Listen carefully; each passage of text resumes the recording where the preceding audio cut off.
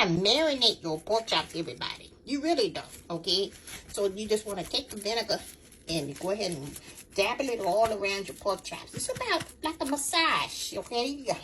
Ladies, if you don't have a man, you're going to have a man after you make this good old stuff from scratch on Mama Soul Kitchen.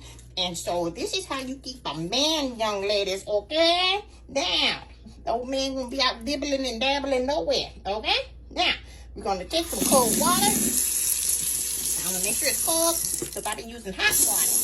But then you go ahead and you rinse it on low. And go ahead and make sure that you rinse it on off thoroughly. See that? A little bit of cold water. This is cold water, okay? This is like the second wash, okay?